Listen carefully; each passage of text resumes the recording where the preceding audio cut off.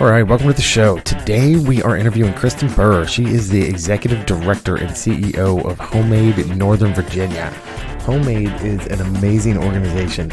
They actually connect regional builders and housing industry professionals with nonprofits focused on ending homelessness. One of the themes of the show this year was to highlight the generosity of builders and trade partners, and HomeAid is an amazing example of what happens when you bring a bunch of builders and trade partners together. Something like 147 completed projects since 2001 when HomeAid formed. Great organization. Check it out. We've actually put together our second live event. This one's going to be bigger and better than the last one. This one is a benefit for HomeAid. It's actually brunch with benefits at Lost Rhino Brewing Company on April 19th from 11 to 5. We'll be there. We're going to do a live podcast. We're going to have a raffle for some great prizes. We're going to play podcast trivia also for prizes. Everything's for prizes. So come on down. It's going to be a great event. The food is fantastic. The beer is fantastic. We're going to record a podcast while we're there. We're going to have Kristen come on. We're going to have Scott Canan come on, who is the Vice President of Production for Toll Brothers. He's heavily involved with HomeAid. If we want to hear what he has to say, it's going to be an amazing event. Hopefully we're going to raise a ton of money for HomeAid. Come on down and support it. I'd like to thank Lift Safety. They shipped out a couple of hard hats for Jason and I. I was a bit skeptical at first because of the price of these hard hats, but I got to tell you, after wearing one on the job, the products that they are putting out are really impressive. Not only are they super high quality, they're extremely functional and stylish at the same time. So Lift Safety, my hat's off to you, no pun intended, but you guys are making some amazing products. Jason and I actually do a review of the hard hats. We put out a ton of stuff out on Instagram and Facebook about these products. I'm telling you, I was very impressed. I put that hard hat on the Dax carbon fiber cap right out of the box. Probably the most comfortable hard hat I've ever worn. Jason fell in love with the carbon fiber full brim. As soon as he put it on, he was like, that's it. This is the hard hat for life. Just like a pair of boots. Super comfortable. You're going to wear them forever, Also, remember, check out buildertactics.com, greatest website ever created. You can go on there. There's tons of information about pre-construction management, safety, time management. There's all kinds of stuff on there. I am getting ready to update the website here shortly, so in the next couple of weeks, there's going to be a ton more content on there. As always, you can go on there, download the manual, Builder Tactics, Practical Guide to Construction Management. If you want a paperback, you got to go to Amazon. Just search Builder Tactics. The book will pop up. Also, as usual, remember to get on Facebook, Instagram, YouTube. Follow us, like us, whatever. Whatever that particular platform is asking you to do it. Follow the show. Also, the resumes, keep them coming in. We got a handful. We sent them out to some regional builders. So if you're looking to get into the industry, if you're looking to change jobs, change companies, you're a trade worker, you're trying to get into a builder, whatever, send your resume into info@buildertactics.com, and we'll pass the resumes straight along to builders all over the country. All right, with that, enjoy the show. Thanks, guys. All right, Jason, so we were, when we started the season, if you will, the new year, we were saying that one of the things we wanted to highlight this year was how charitable builders are, builders and trade partners, because I know I've mentioned it to you a couple of times. From time to time, I find myself engaging in discussions with people that are like, oh, builders are so terrible, all they do is destroy nature and blah, blah, blah, blah, blah. But that is the farthest thing from the truth. The big man's agenda. Yeah, they only care about profits Sure. and blah, blah, blah, blah. So we are super fortunate today because, we've finally got our second live event scheduled, and we'll talk about that later. I'll believe it when I see it. I'm super excited about it. The first one was tremendous. This one's going to be even better. But we're super fortunate in that we have Kristyn Burr on the show with us today. Kristen, how are you? I'm good. How are you guys? We are fantastic. I'm so excited for you to be on the show today. So Kristen is with HomeAid of Northern Virginia. And Kristen, can you tell us just a little bit about HomeAid and the types of projects that you that organization is involved in? A little bit about what you do there and how it came about. Yeah, absolutely. So I am the executive director and CEO of HomeAid Northern Virginia. And we are a nonprofit of 501c3 based out of Chantilly, Virginia. HomeAid is a national model. HomeAid America there are 20 chapters across the United States. And our chapter in particular was started by the Northern Virginia Building Industry Association in 2001. Wow, you guys have been around since 2001. I had no idea. Yeah. I know, it's our 19th year this year. That is awesome. I'm sorry, go ahead. Yeah, no. So we serve other nonprofits across 10 counties and municipalities. Our mission, our model is that we build, renovate, and turn over their housing stock and other facilities that they use for programs, critical programming for our neighbors in need. So our model focuses on those who are experiencing homelessness or who would otherwise be homeless. And so all of the nonprofits that we serve are in this realm.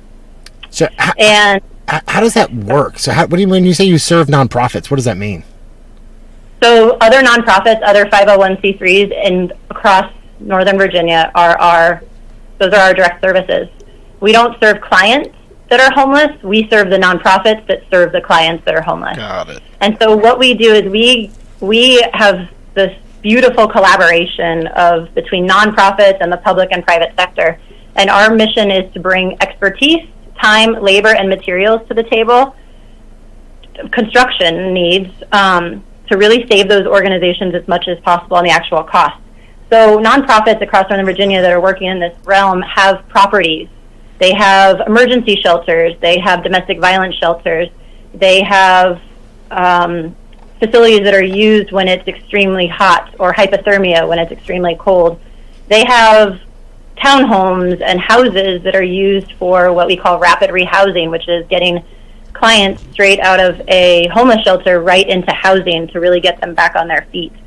And they do not have the capacity, the funding, or the expertise to do construction, to really make sure that the spaces are safe, stable, and even bigger than that, dignified. So I have about 1 million questions already. So one of the questions, so how do you select? So let's say I'm running a 503c nonprofit in Northern Virginia. That's not a thing, but I mean, what did I say? He said 503c. It's a 501. 501. Whatever. I'm just making fun of Damien. It's no big deal. It's kind of what I do here. So let's say, for Jason's sake, that I have a charitable organization in Northern Virginia. How do if I wanted to, how do you make the selection? So if somebody approaches you and says, hey, I have a house, it needs rehabilitation or whatever, how do you guys make the selection? How do you decide where to focus? So I do a lot of outreach, for one, and sort of explaining what we do and how we do it, but it's an application process. So when there's a nonprofit that has a house, and we do our renovations, so in Northern Virginia, obviously we aren't doing a ton of ground up builds. We do some. We do a lot of additions and that kind of stuff to expand programming so more people can be served. So it's a renovation, let's say, and they will contact me. And we vet the project not just with an application process, but by walking the space and really understanding the scope of the project. Awesome. We will do things, so the bigger the better. We do something as simple as a kitchen or bathroom renovation, but we have built from the ground up. A couple of years ago, we built 2 5,000 square foot homes for an organization called Youth for Tomorrow that's owned by Joe Gibbs. Joe Gibbs. Cool. Yeah. And those houses both serve 36 girls each that are youth, that are sex trafficked victims, as well as teen runaways, and so that kind of an at-risk population. Jesus. So homeless, because we serve those that work in the homelessness realm, it really means lack of a fixed, regular, and adequate nighttime residence, right?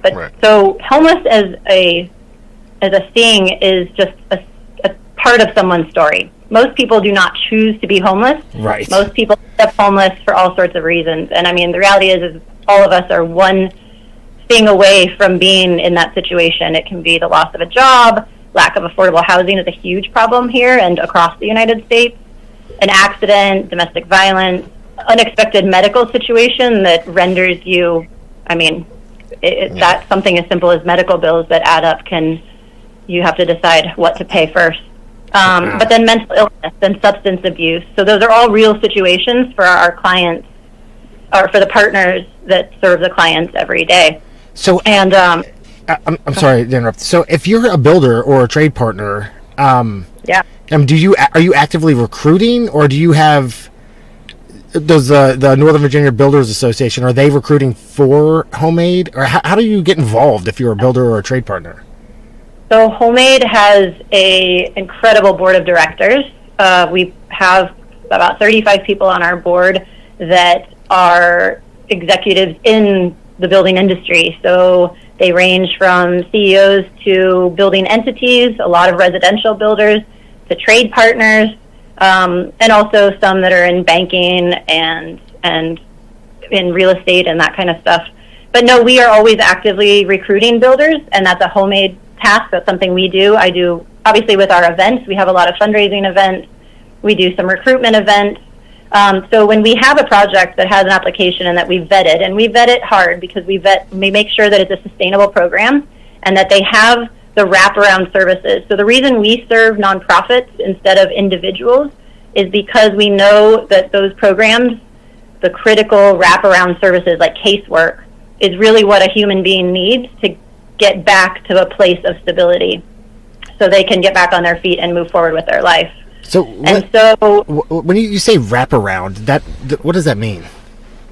So that means any programming that a homeless shelter, for example, would provide. So some of that's going to be mental health type of programs. Some of that's going to be education. Some of that's going to be financial resources. A lot of it's just housing. If you end up sleeping in your car and you need a shelter, you need a roof over your head for you and your children, or you're fleeing domestic violence situation and you have to go to a shelter, there's a lot of trauma involved in homelessness or in any one of these other categories. And so they offer programs and services that help get a person back to being whole. Awesome. Essentially. I've been to a number of events where you've been up there, speaking about what you guys do as an organization, and it's just tremendous to see how many different groups of different trade partners and different volunteers and people that are involved with this thing. It's a pretty shocking room full of people to see. And it's funny, I'm actually almost a little bit taken back here listening to you record on our podcast right now while we talk about it. I'm glad that we were able to to speak and kind of put this out there. Well, Jason, we're going to do a lot more than that, buddy. I know. We're going to talk about that in a minute. So, Kristen, so tell us about, because it's been my experience that most people that are involved in one charity are usually involved in more than one. They usually have other interests. So I know where I'm going with this. But do you want to tell us about any other organization that you're involved with that might help people? I absolutely do. So, this is my favorite, because I'm just going to jump in there because I love yoga, but I've never been to prison. That I will admit on this podcast. And I will not be able to teach you. I know. I'm so sorry. Tell us about it. Yeah. So, and I mean, it's an interesting tie, because sometimes people ask me how the two are even related, and I mean, in essence, they're not. But so obviously teaching yoga, and I'll get deeper into what I do.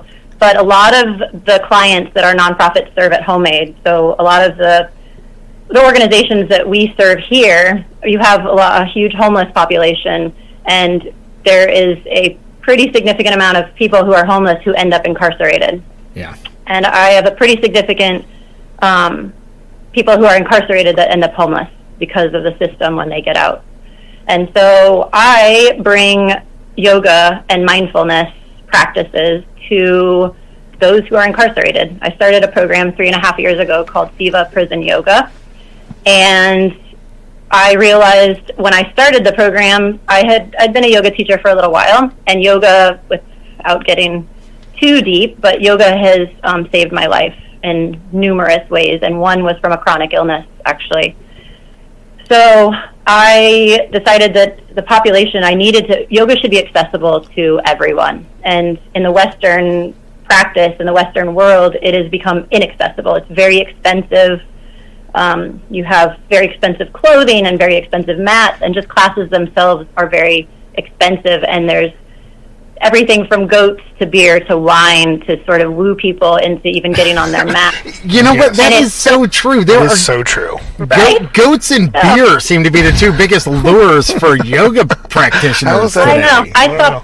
I actually saw piglets the other day. There's a class with piglets. Yeah, so I mean, it never stops, but it loses the therapeutic value of the practice. Right. That is actually an ancient practice from 1,000 years ago that only men were able to practice. But there is a stigma with yoga, and I think in general, maybe not as much. It's getting better, but that it's something that women do because it's just stretching. Is that true?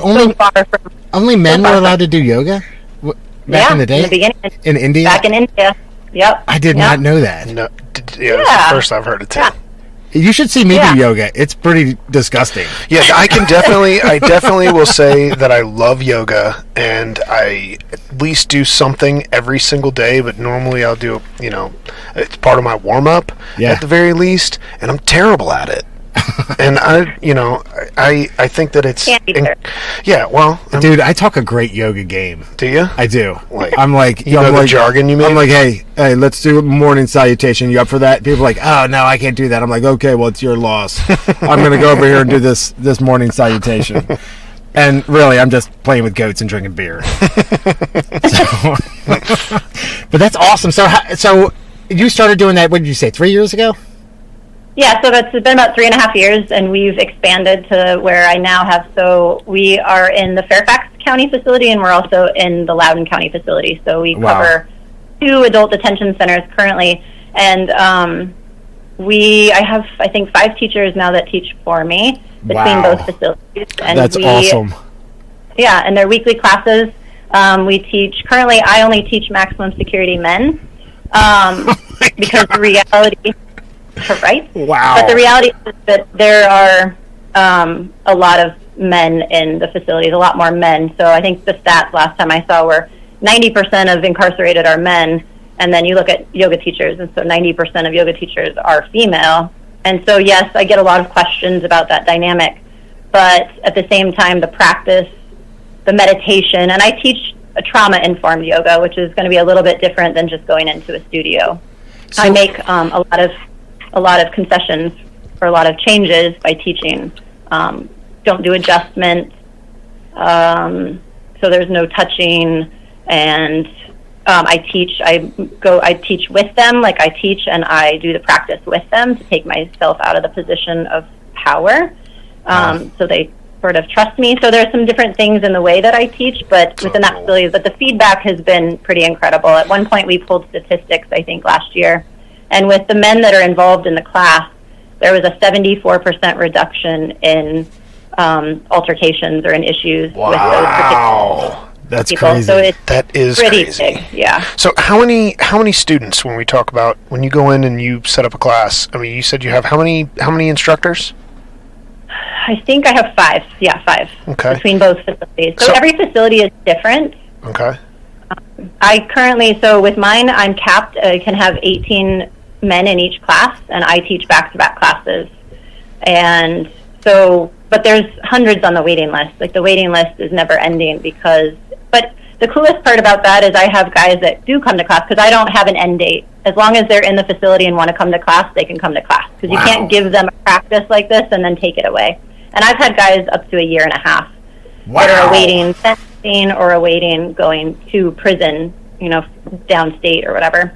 Wow. And so it becomes part of their life. And I've had guys tell me, it's helping them deal with anger and stress. And there's a lot of, again, another population that has a lot of trauma. And if they didn't have a lot going in, they definitely do when they leave. I have to start doing. I gotta start doing yoga again. Yes. I was just telling Jason I need to relax and stop yelling at people. Yeah, and it helps this reactivity, which is really important in a facility like that, because they don't want to add time. So I am shocked that there are so many people that are doing it in the prisons, because I would think that there would be, like, my impression is that they would be like, oh, like they were too manly or too macho to go into a yoga class.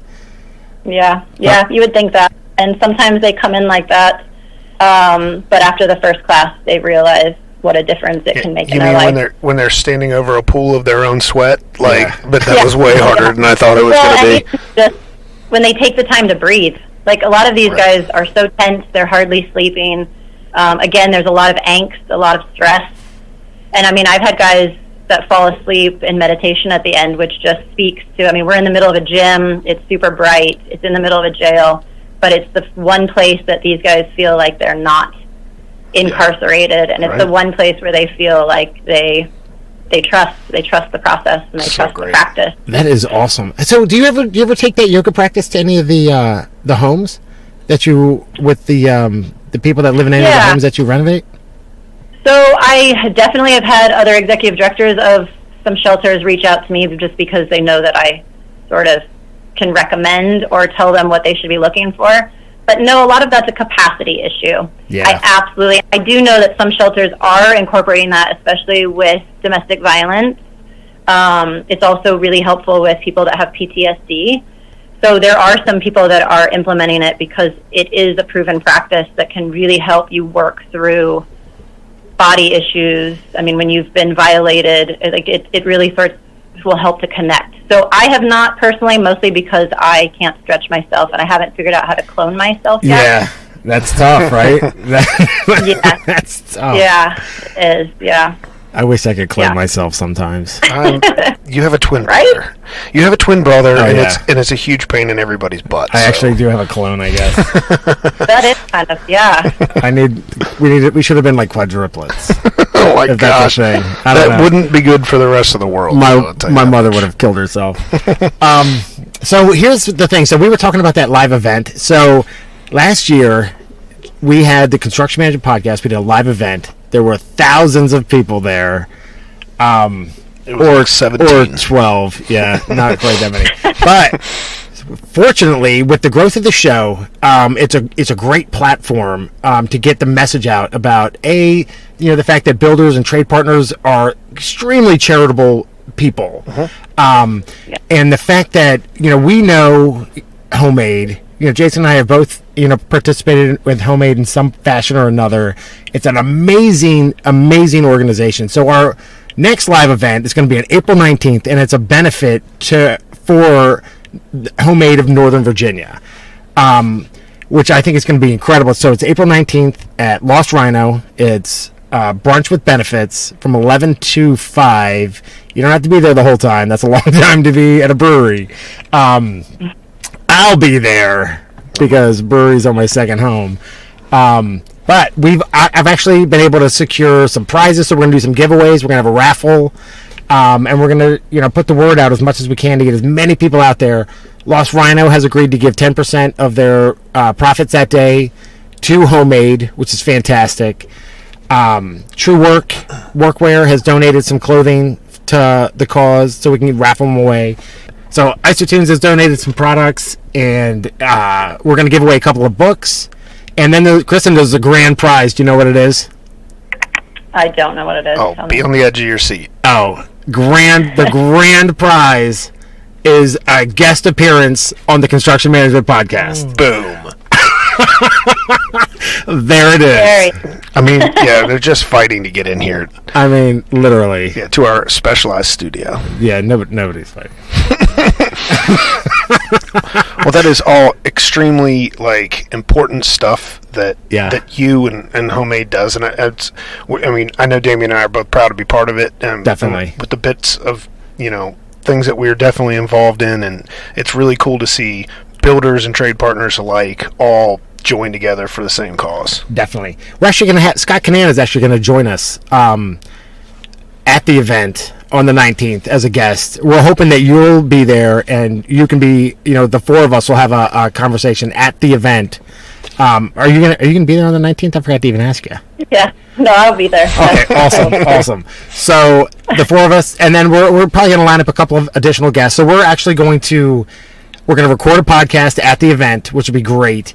We're gonna have a raffle, and we're also, for all those listeners out there, we're gonna do podcast trivia because this will be our 39th podcast, and there's a ton of things that we've talked about that you will only know if you listen to the podcast. That's great. And for those people out there that get the questions right, they'll win a prize. So you thought you were busy before, but now you have to listen to 38 other podcasts. And the sound quality is not great on some of them. But it's going to be a great event, and it's for an amazing cause. So I know we're super excited. We hope we can raise $1 million for HomeAid. That would be amazing. Wouldn't it be amazing? That would be amazing. So, It'll Kristen, help continue our mission. That's the We have thing. we have a lot of projects already in progress this year. So let me ask you a question. If somebody wants to get involved, how do they get involved with HomeAid? How do they contact you? So you can go to our website just to start to really look at some of the before and afters of our projects, which is just like some of it is just magic, and I think it's the pictures speak for themselves. But it's www.homeaidnova.org. And I'm on there, so you can just look at our team page and email me or call me directly, and I would love to chat and see what the interest is or how we can work together, because we're always open. And obviously, builders and trade partners, we're always looking for new companies and new organizations to get involved with. And if you're a nonprofit that has some construction needs, definitely want to vet that and look at those facilities and see what we can do there. Awesome. I just wanted to note, because you keep we've obviously talking about the generosity, which I think is incredibly important to acknowledge and then share how generous this industry is. But in that, since this is our 19th year, as I said, and we've completed 147 projects, 147 different construction projects. So those renovations and builds, though, totaled, and so we have invested $17.8 million back into the community. And the savings on that, which is the most incredible piece of that, is that we saved those nonprofit organizations $10.5 million in That's labor, amazing. time, materials. And so, yeah, I mean, that's where the magic happens, is these donations and being able to save the nonprofits the critical funding that's already hard enough to get, so they can continue doing the hard work with helping our neighbors that need it. That's amazing. I love it. Yeah. That's incredible. Hey, so how many people actually work for HomeAid in Northern Virginia? So we have 5 staff total. Awesome. So, yeah, small but mighty. Small but mighty. I love it. I love it. You Yeah. know, I've attended a bunch of your HomeAid events in Northern Virginia, and they've all been incredibly well run and massively attended. Right. Which is awesome. Yeah, so our funding, we don't get any government funding, and we get very few grants because our direct service is other nonprofits. And so we rely heavily, not just on the donations on the projects, but we rely heavily on our fundraisers, which we have 4 big fundraisers a year. You mean 5? Do you mean 5? No, she said 4 big fundraisers. Yeah. And we are very much forward to that one. Awesome. Awesome. Well, Kristen, thank you so much for coming on the show today. We really appreciate it. Thank you. And again, the website is www.homeaidnova.org. Awesome. Check it out. Thank you so much for having me. You got it. Thank you. All right. Thank you so much for listening to the show. We had an amazing time talking to Kristyn Burr with HomeAid. HomeAid is a fantastic organization. Check them out. Go to their website. It's homeaidnova.org. As always, jump on social media, YouTube, Instagram, Facebook. Follow us, like us, whatever. Go to the website. Register on the website. We'll send you a few emails a year with news, things that are coming up. April 19th, we've got our live event at Lost Rhino Brewery. That's actually in Ashburn, Virginia. It's at 21720 Red Rum Drive in Ashburn, Virginia. You can't miss it. They got a big sign outside. And like I said, we'll be there from April 19th from 11 to 5. Brunch with benefits. Folks from HomeAid will be there. It's going to be a great event. Come on down. You can win lots of prizes. Other than that, thanks for listening.